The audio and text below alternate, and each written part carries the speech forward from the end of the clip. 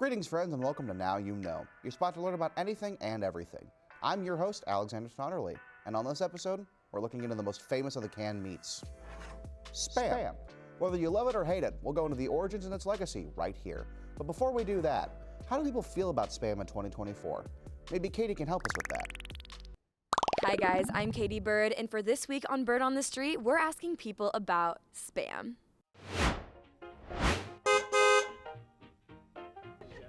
Hi! Have you ever had Spam before? I've had Spam one time in like junior year. I had sriracha flavored Spam, I think. It was all right, really salty. Other than that, I wouldn't try it again. I love Spam. My grandma used to cook it up, and it was fried Spam and a Kool-Aid jammer, and the price is right. It's really hard to describe. Like, there's not really texture or anything. It's just like a blob. Yeah. That's how I would describe it. Okay. A blob. Yeah, I don't want to eat it either. Yeah, I wouldn't. Please tell me you're not gonna eat it. I will eat it. But it's gonna I'll be pray like for a you. wrap. Have you ever tried Spam before? Not only have I tried Spam before, I have loved Spam since the dawn of time. So, how much would you have to get paid to eat it for an entire year if that was the only thing you ate? I would pay $5 a day to eat Spam, thank you very much. In the business, we call this foreshadowing. Thank you very much, Porter. So what I'm looking at, that piece of meat right there is the Spam? No. I think it's like the guts and the eyeballs of meat that they didn't want in like the actual meat, so they just threw it all in here. I don't want to answer. So you've never tried Spam before? I have. I don't like it. Why don't you like it? The texture mostly. It's just not for me. Yeah. If you like it, more power to you, but it's not for me. I don't really know what it is. It's this. So it's pork and ham Okay. mixed together in a patty. Mm-hmm. It looks a little gross, and I don't know that I could eat it. It's like isn't it sold in like Hawaii? Like as like a delicacy? Okay, I feel like if I was in Hawaii and they were like, try this, I would be like, okay. I mean, it's pretty much what it sounds like. It's literally just an entire museum full of Spam. You can try it, you can see where it came from, all of its like historical content. Obviously, Spam was like pretty instrumental in like world wars and stuff like that because it is shelf stable. So yeah, it's definitely an educational experience. All right, well, thank you so much. Spam was created by a father-son company called Hormel Ham in 1926. After going bankrupt and nearly losing the company, they ventured into canned meats, starting with ham. The son, Jay Hormel, really liked the idea of marketing canned meats. He takes most of the credit for creating the canned ham that became a household staple. However, the start of Spam didn't begin until the Great Depression in 1937. Hormel wanted the cheapest possible meat, pork shoulder. You see, pork shoulder is popular now because we didn't have the technology for the long cooking time it requires. But back then, they didn't have the slow cookers we have today. So the meat always came out too tough. So they mixed pork shoulder with water, salt, sugar, potato starch, and sodium nitrate. And then Spam was born. But where does that classic name come from? Hormel hosted a New Year's dinner party where he gave all of his friends slips of paper to give ideas for this new product. After a lot of drinks and bad suggestions, like Porky McPorkface and Cam the Ham in a Can, the name Spam was born. Kenneth Denyu was the one who suggested it and was awarded $100. But the true meaning is still up for debate. Some believe it's an acronym meaning shoulder of pork and ham, or scientifically processed animal matter. But the most common belief is it's just the word spiced ham put together. After just 3 years on the market, 70% of Americans had given Spam a taste. But now without their doubts. Many didn't trust the idea of unrefrigerated meat. The Army did not care though, using Spam to feed their soldiers up to 3 times a day. By the end of the war, 150 million pounds of Spam had been distributed throughout the Army. By the time they came home, soldiers either wanted nothing to do with the canned meat or found a bit of comfort in it. Those few soldiers who enjoyed Spam were enough to keep Hormel afloat after the war, although it shifted from being the centerpiece of the meal to most often being a side with breakfast. After the switch to side dish, Spam had to change its marketing strategy. One technique was hiring 60 female World War II veterans to form a choir that sang songs about Spam called the Horal Girls. What?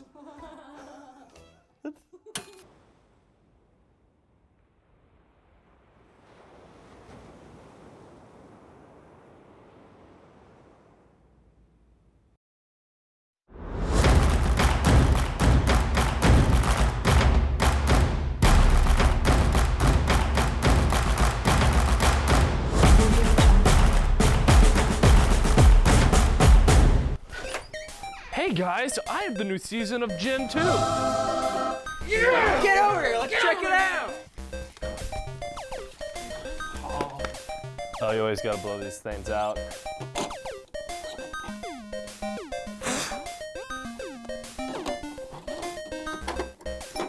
Alrighty guys, gather around.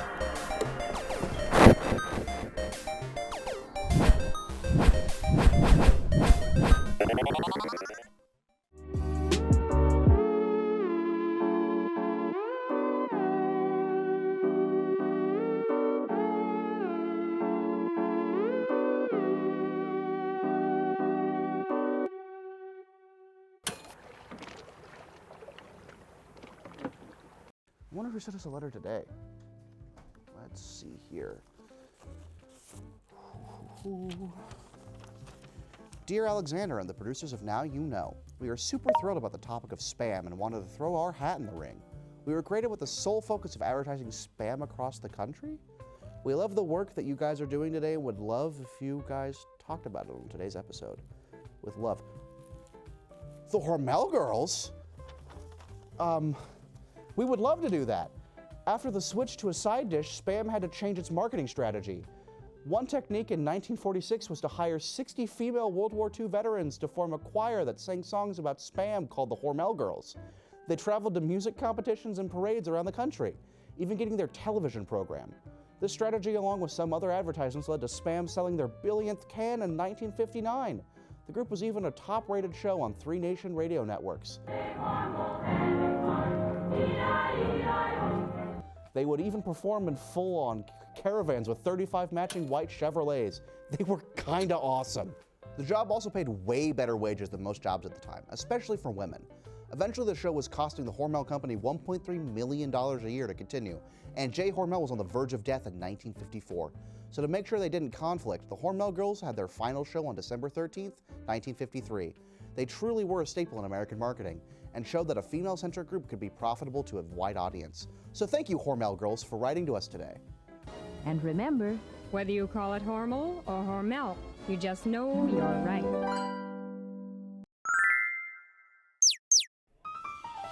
Hello everyone, I'm Katie Bird and welcome back to the Birdhouse. Today I'm going to make SPAM Misubi with porter. But first, here's a little history. If you don't know, Spam is a huge part of the culture in Hawaii.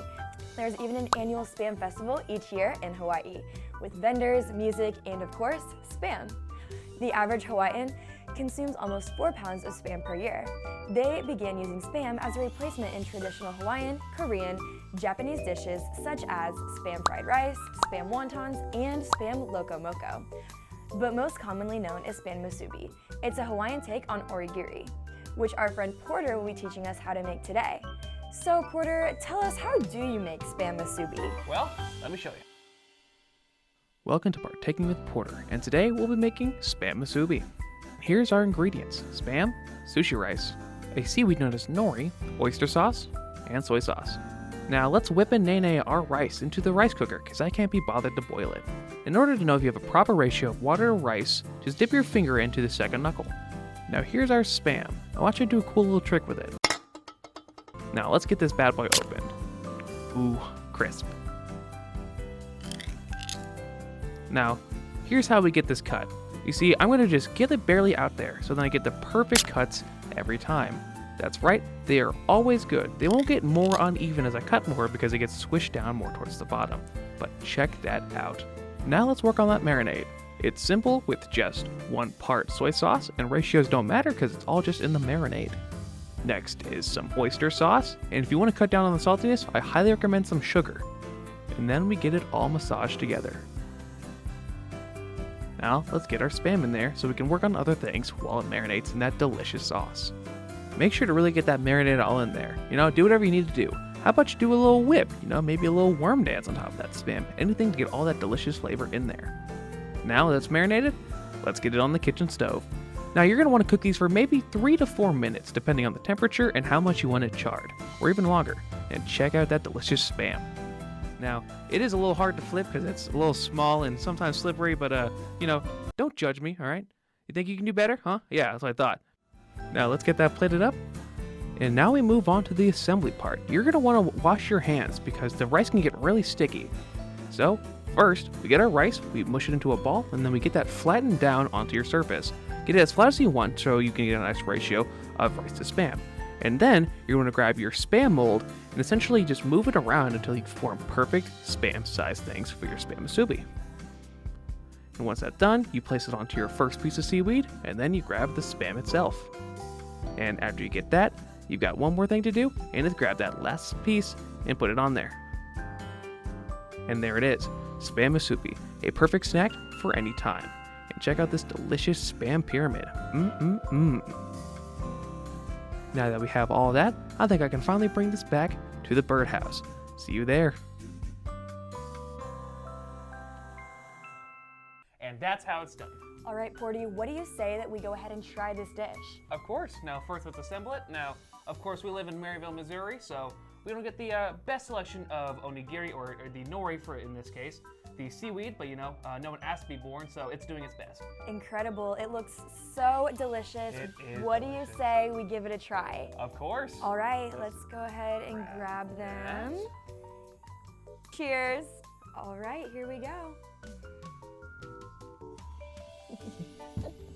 Oh, wow. Yeah. Incredible. Delicious as always. It's very savory. Almost reminds me of like a Thanksgiving dinner. Yeah, no, it's the saltiness of the pork and the nori created like a really good umami taste, and then the neutral balance of the rice. It's one of my favorite dishes. Well, thank you so much, Porter. Of course. We really appreciate you joining us today, and we will see you guys next week at the Birdhouse. Bye. In conclusion, we learned about how Spam was invented, how it was made, and we even got a letter from the legendary Horal Girls. And Katie got to learn how to make SPAM Misubi and even tried Spam for the first time. So if you didn't know much about Spam, I guess now you know. Thank you so much for watching this Spam-tastic episode.